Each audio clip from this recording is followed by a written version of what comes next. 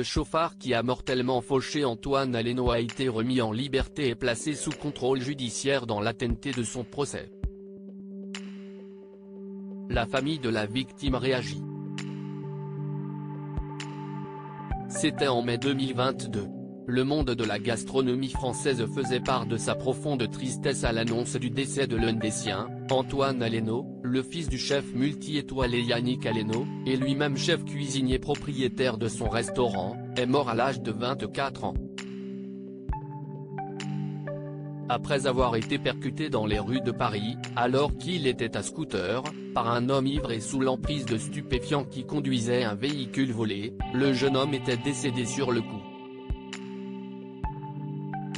Grandement soutenu par des personnalités du milieu, la famille du jeune homme, très affectée par cette disparition, s'est tout de suite librement exprimée sur les circonstances du drame.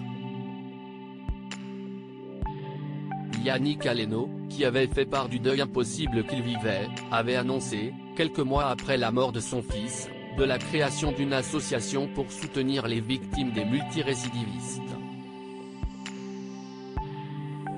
Vive émotion en effet, le suspect dans la mort de son fils était connu des services de police et surtout recherché en raison d'une peine de prison qu'il n'avait pas effectuée.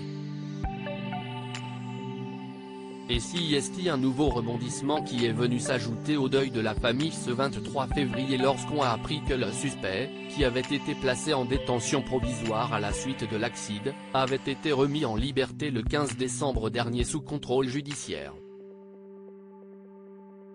La famille du jeune homme, par le biais de l'association qu'elle a créée, a réagi dans un communiqué. L'association partage la vive émotion suscitée par l'information selon laquelle l'auteur de l'accident qui a causé la mort d'Antoine Aleno a été remis en liberté. Dans de telles circonstances, l'association regrette que la loi française ne permette pas de maintenir en détention provisoire l'auteur des faits jusqu'au procès, est-il écrit. L'application de la règle de droit selon l'avocat du suspect. L'avocat de la défense, interrogé par BFM Télévision, indique qu'il ne s'agit nullement d'une mesure de faveur ou d'un cadeau, mais de l'application de la règle de droit.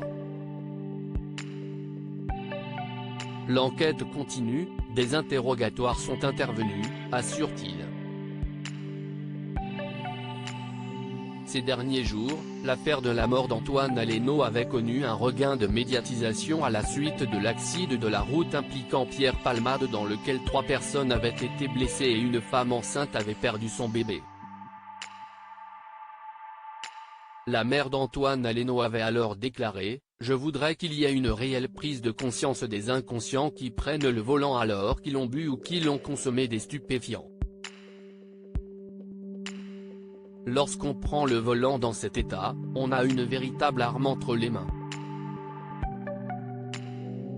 Plusieurs associations réclament l'homicide routier parce qu'il n'y a rien de plus intolérable et d'inadmissible qu'entendre homicide involontaire.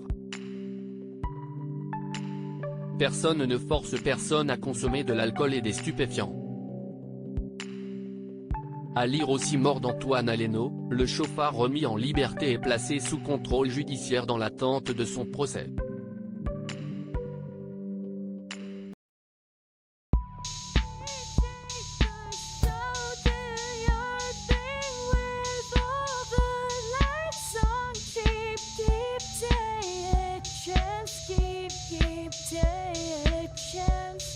You can